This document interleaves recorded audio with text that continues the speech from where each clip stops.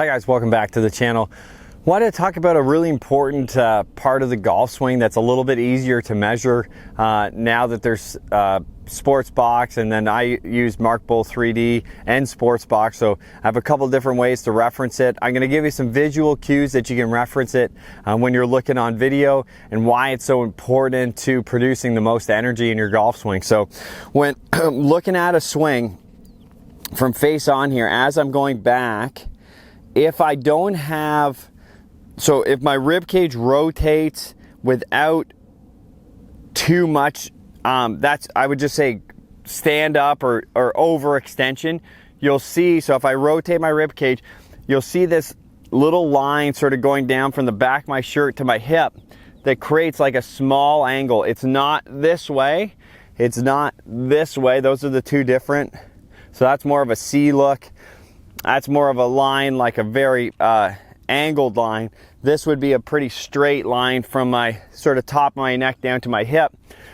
That's going to show that I'm in a loaded, rotated upper body position without too much extension. So Sports Box, that's just forward bend. So basically, so my forward bend, we want to get that to go close to zero when I get to the top. So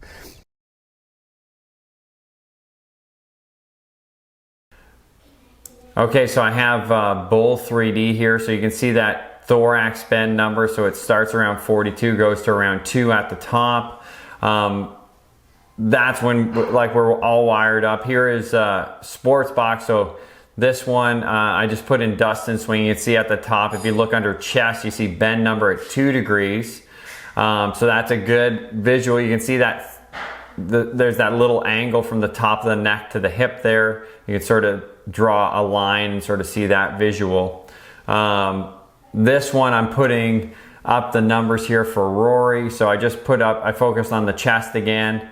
Put him in the Sports Box 3D. So it's a good visual, handy little tool to use. Obviously wired up and on the full 3D is great, because you know 100% it's bang on. This is a great tool though, just to, if you wanted a quick check. So you can see Rory there right around 1 degree at the top for chest bend.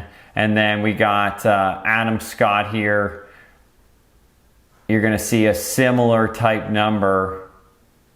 He got to about 1 degree. If I back it up just a little bit here, yeah, right around 1 degree there at the top. So just those visuals, and then I'm just gonna walk you through how to do it. It depends on the player, but I would say in general, so if this is, you know, I start in forward bend, and as I'm going back, that forward bend is now turning more into side bend of my lead side, and that number is going to be around 0. If I do that properly, it's going to really load my core, my obliques. I'll feel it actually into the hip. So if I just cross my arms like this, as I go back without too much tilt, I'm not shifting my spine around too much. I'm trying to keep my sternum almost in the same spot as I rotate. Feel a ton in my hip. My rib cage from here isn't flared up, it's stretched and around. So my right rib is pulled back, it's out of the way. I'm really storing a lot of energy here through my stomach when I do that. So as I do that, I load my hip. A good reference is if you just put your hands right across your shoulders here and you start to go. When I get here, my ribs aren't going to be pushed out into my hands here. My ribs are back.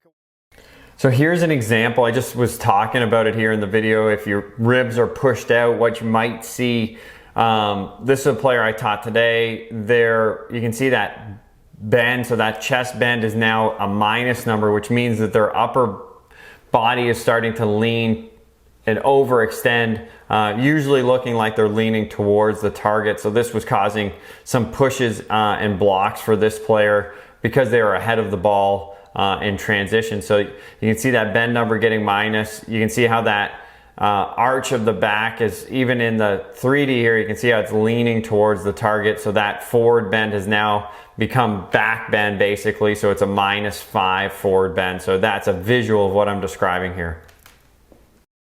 But I'm still rotated and stretched, okay? So it's not this, it's that way, rotated, stretched.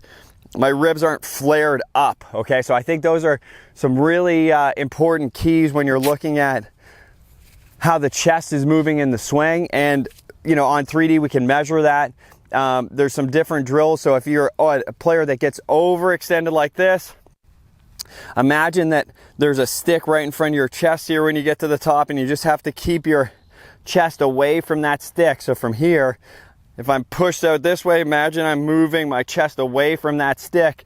That's going to get me in a good spot. If you are the other way, where you're keeping your bend too much and you're this way, just imagining that you're lengthening your spine through the back of your shirt here. So as I go, I'm trying to imagine my spine stays really long through the back of my shirt.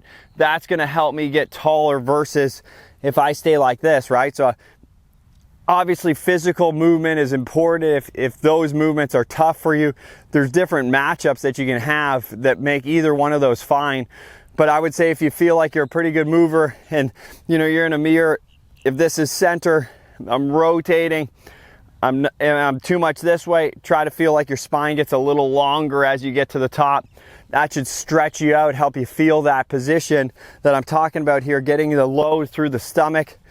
So when I'm doing it here, so good load through the stomach into the hip, and then you can move from that position down. If I overextend, then sometimes I'll move into that position.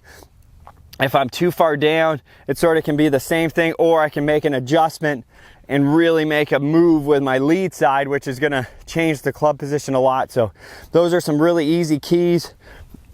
Ribs back, rotated, stretched, and then I move out of that position into the ball. So give those feels a try. It might change your visuals as you're doing it. I use a mirror first. If you don't feel the load in the hip, just do it on one leg. That would really wake up that hip. So use those keys and those visuals to help you make sure that you're using your core and loading your body better, which is also going to load your hip better. It's going to make you a little bit more powerful in your swing versus, I call it fake turn, you know, this or that. I'm moving a lot, but I'm not really loading much. So that's fake turn to me when I see that. So it's a little more intentional.